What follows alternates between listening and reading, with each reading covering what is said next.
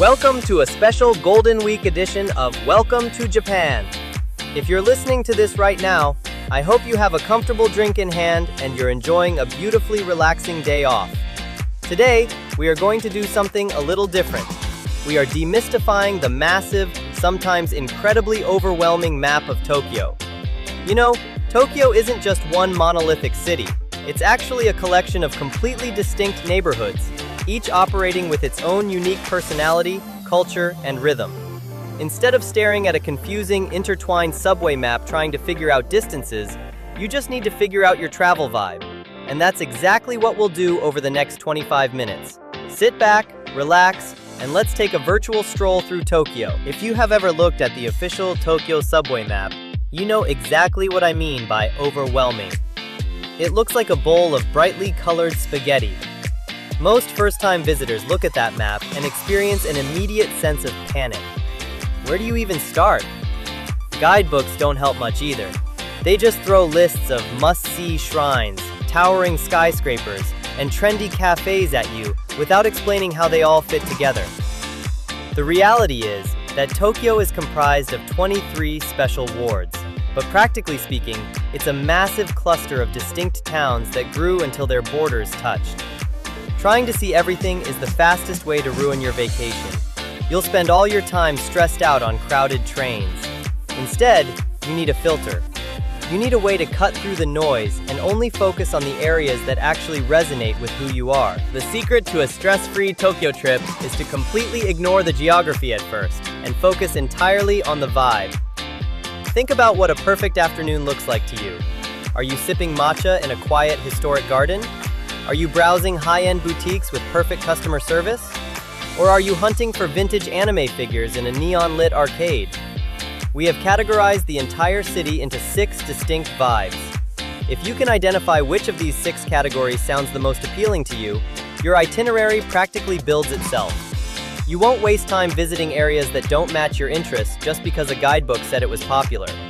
You'll spend your valuable vacation days immersed in exactly the kind of atmosphere that brings you joy.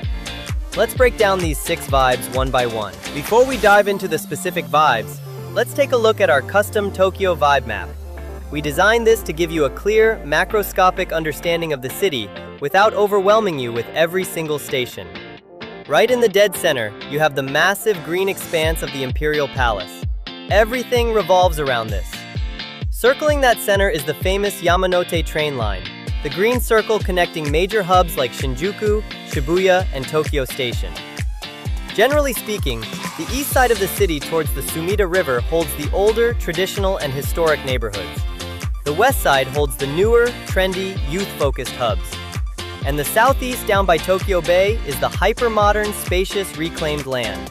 Keep this mental geography in mind as we explore. Let's start with vibe number 1, the heritage and retro.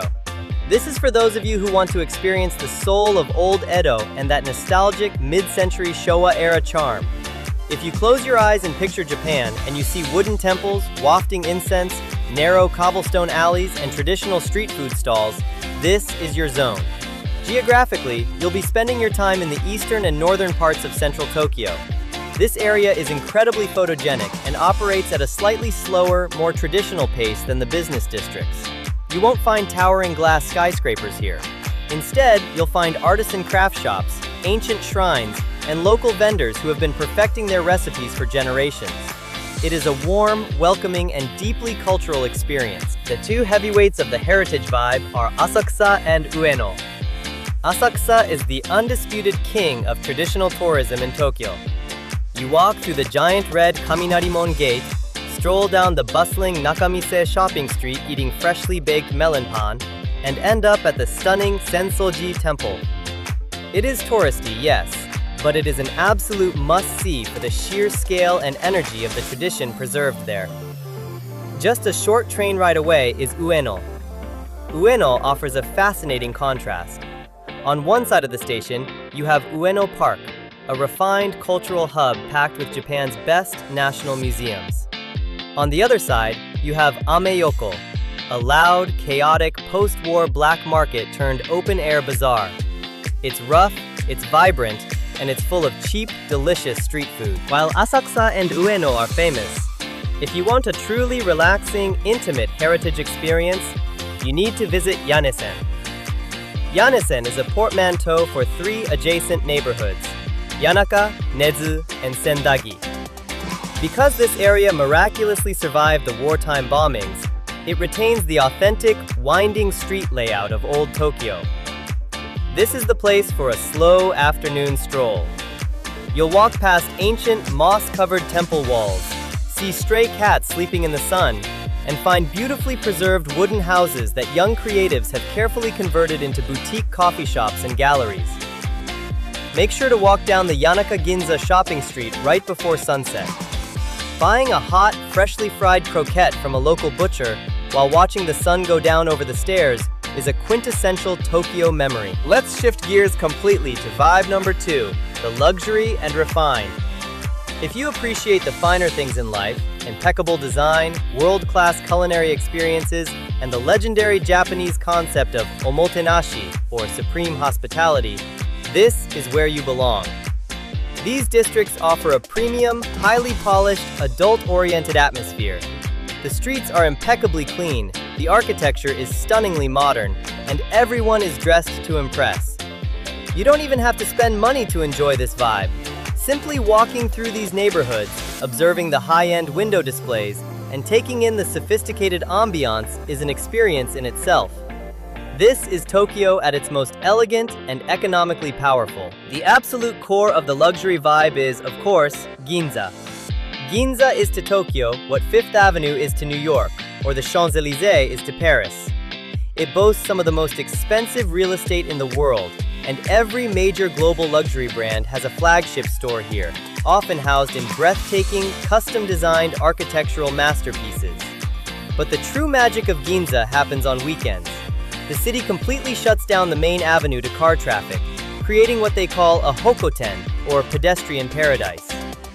Strolling down the middle of this massive, spotless street, sitting at a cafe table placed right on the asphalt, and watching the fashionable crowds go by is an incredibly relaxing and luxurious way to spend a Saturday afternoon. But luxury in Tokyo isn't just European brands in Ginza. Let's look at 2 other refined neighborhoods. First is Nihonbashi.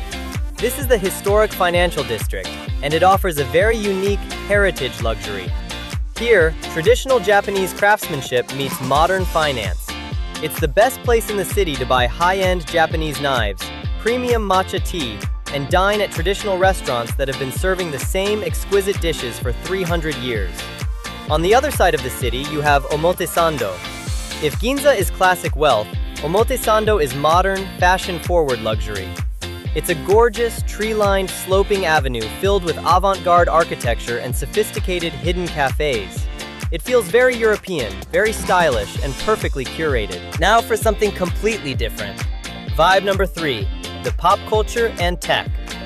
Let's be honest, many people travel to Japan specifically for this. Japan is the undisputed global capital of anime, gaming, quirky hobbies, and electronics. If your idea of a great time involves neon signs, towering arcades, hunting for rare collectible figures, or sipping coffee served by a maid, you will be in absolute heaven here. These neighborhoods are a sensory overload in the best possible way. The energy is intense, the music is loud, and the dedication to very specific, niche hobbies is genuinely inspiring. It is a world where being a geek is not just accepted, it is celebrated. The 2 ultimate meccas for this vibe are Akihabara and Ikebukuro. Akihabara is legendary, the original electric town. It is exactly what you picture when you think of Tokyo pop culture. Towering buildings covered in anime billboards, multi-story arcades echoing with the sounds of fighting games, and narrow aisles packed with electronics parts. Ikebukuro, on the other hand, offers a different flavor. It's a massive, bustling commercial hub that houses Otome Road, a district specifically dedicated to anime and merchandise geared towards female fans. Ikebukuro also features massive entertainment complexes, like Sunshine City, which has an indoor theme park and an aquarium. It's an incredibly diverse playground. While Akihabara is flashy and caters to the mainstream tourists, serious collectors head west to Nakano Broadway. Nakano Broadway is a multi-story indoor shopping complex that feels like a labyrinth. The vibe here is deeper, slightly darker, and much more underground. Instead of the latest mainstream anime merchandise, Nakano is a treasure trove of nostalgia. It is packed floor to ceiling with rare vintage toys from the 70s and 80s, classic out-of-print manga, obscure movie memorabilia, and oddly enough, dozens of high-end luxury watch dealers. Even if you aren't a hardcore collector, wandering through the narrow corridors of Nakano Broadway feels like exploring a bizarre and fascinating museum of Japanese pop culture history. Vibe number 4 is a lifesaver for many travelers: family fun and future city. Look, Tokyo is dense. The sidewalks are narrow, the stations are crowded, and navigating central hubs with young children or a stroller can be genuinely exhausting. If you need space to breathe, you want to head to the Bay Area and the newly developed southern hubs. Because these areas are built on relatively recent reclaimed land, they were designed with modern urban planning in mind. That means wide, flat sidewalks, massive open parks, huge shopping malls with enormous elevators, and family-friendly dining everywhere. It feels futuristic, clean, and incredibly accessible. It's a breath of fresh air. The main attractions of the future city vibe are Toyosu and Odaiba, located down in Tokyo Bay.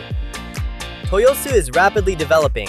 It is home to the massive new Toyosu Fish Market and the incredibly popular immersive digital art museum, Team Lab Planets. You can spend an entire day here walking along the water, eating fresh sushi, and exploring art without ever feeling crowded. Right next door is Odaiba. Odaiba is essentially a massive entertainment island. It's famous for the life-size, transforming Gundam statue, excellent interactive science museums that are perfect for kids, and a beautiful waterfront park where you can relax on the beach and look back at the Tokyo skyline and the Rainbow Bridge. Beyond the bay, the future city vibe is expanding southward with newly modernized transit hubs like Takanawa Gateway and Oimachi. Takanawa Gateway is Tokyo's newest major station on the Yamanote line, and it is a stunning piece of modern architecture designed by Kengo Kuma. It acts as a testing ground for smart city concepts, featuring AI information kiosks, robotic cleaners, and unstaffed convenience stores. Just south of there is Oimachi. Oimachi is becoming a fantastic base for travelers. It has highly convenient modern infrastructure and great family hotels, but it still retains a pocket of relaxed local dining alleys. These new hubs offer the extreme convenience of the future city without being totally disconnected from the local culture. If you want to know what the future of global street fashion and youth culture looks like, you want vibe number 5, the Trendsetter and Indie. To experience this, you must head to the western side of the city. This is where young Tokyoites dictate what is cool. It's where new music scenes are born, where experimental cafes pop up, and where street fashion is completely uninhibited. If your perfect day involves thrifting for vintage clothes, drinking pour-over coffee to the sound of vinyl records, and people watching the most stylish crowds on the planet, this is your vibe. It is energetic, constantly changing, and fiercely creative. The two most famous hubs for this youthful energy are Shibuya and Harajuku. Shibuya is the loud, beating heart of the city. Everyone knows the Scramble crossing, but the real Shibuya is found in the maze of streets behind it, filled with cutting-edge boutiques, hidden record bars, and dynamic nightlife. It never sleeps. Just one stop away is Harajuku. Harajuku is globally famous as the birthplace of kawaii, or cute culture. While Takeshita Street is fun for crazy crepes and vibrant teen fashion, the real trendsetters hang out in the Uda Harajuku back streets, shopping for high-end streetwear and independent designer labels. It is a visual feast. For a slightly more relaxed, bohemian take on the trendsetter vibe, you must visit Shimokitazawa, or Shimokita for short. Shimokita is the indie art and music capital of Tokyo. It has a completely different feel than Shibuya because the streets are too narrow for cars, making it incredibly walkable and relaxed. It is world famous for having an unbelievable density of vintage and secondhand clothing stores, ranging from cheap thrift to high-end curated curation. Between the vintage racks, you'll find independent record shops, underground live music venues, and a famous local curry scene. It's the perfect place to spend a lazy, stylish afternoon. Our final vibe, number 6, is the local favorites. If you want to escape the tourist crowds entirely and see where Tokyoites actually live, grocery shop, and hang out on their days off, These are the neighborhoods for you. The defining feature of these areas is the Shotengai, or local covered shopping street. These are the lifeblood of residential Tokyo. The atmosphere here is warm, loud, friendly, and unpretentious. The food is cheap, delicious, and deeply authentic. If you want to grab a beer and a skewer of grilled chicken and just watch real, everyday life unfold, this is your vibe. Two standout stars in the local vibe are Kichijoji and Togoshi-Ginza. Kichijoji is almost mythical among Tokyoites. It consistently ranks as the #1 neighborhood residents wish they could live in. It has a perfect balance: the gorgeous Inokashira Park on one side and Harmonica Yokocho, a dense, atmospheric maze of tiny bars and eateries, on the other. In the south, you have Togoshi-Ginza. This area boasts one of the longest continuous local shopping streets in the city. It's famous nationwide as a paradise for B-grade gourmet, cheap, incredibly satisfying local street food. You can walk for miles just eating freshly fried croquettes, yakitori, and soft-serve ice cream. For a slightly grittier, deeply authentic local experience, head north to Kitasenju.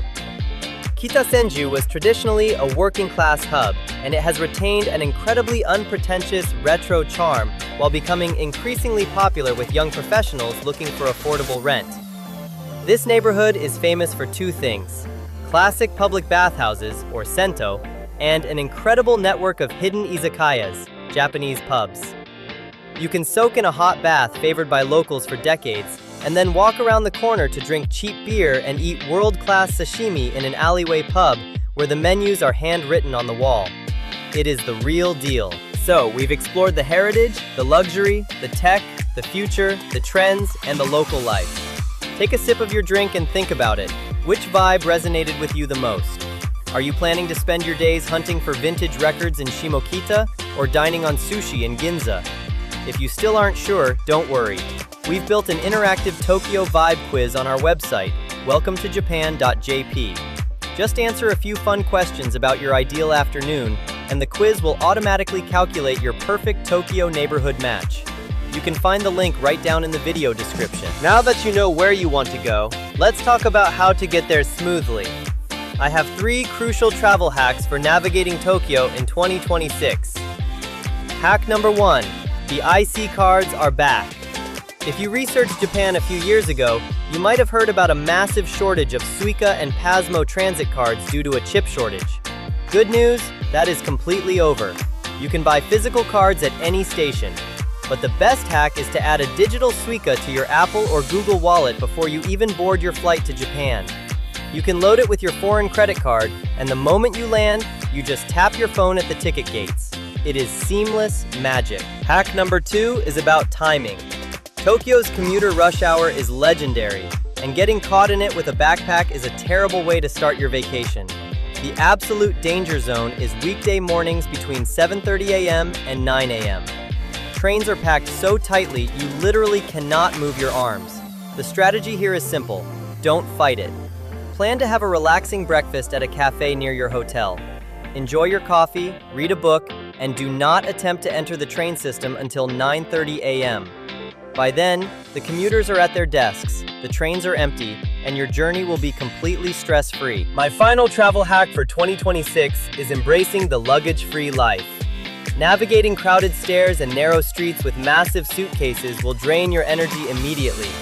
If you are moving between cities, you absolutely must use the Takuhaibin baggage forwarding service. It is cheap, reliable, and life-changing. You just give your large suitcases to your hotel front desk, and for about $15 to $20, they will ship them directly to your next hotel, usually arriving the next day. You can jump on the bullet train or explore the city with nothing but a light day pack. Once you try this, you will never drag a suitcase across a city again. The true beauty of Tokyo is that you aren't locked into just one vibe. Because the public transit system is so incredibly efficient, you can easily mix and match these atmospheres to create your perfect, dynamic trip. For example, you could start your morning embracing the heritage vibe at Asakusa's temples. After lunch, you could hop on the subway and spend the afternoon in the Trendsetter vibe, shopping for clothes in Harajuku. Then, as the sun goes down, you could head west and finish your day experiencing the local vibe at a hidden izakaya in Kichijoji. You can travel through time and culture, all within a 30-minute train ride. Thank you so much for joining me on this relaxing journey through the many faces of Tokyo. I hope this guide helps you feel a little less overwhelmed and a lot more excited about your future trip. If you want to read detailed guides on every single neighborhood we mentioned today, or if you want to take that interactive vibe quiz, head over to our website at welcometojapan.jp. If you enjoyed this podcast-style video, please consider subscribing to the channel. It really helps us out. Have a wonderful, restful rest of your Golden Week, and we will see you next time in Japan!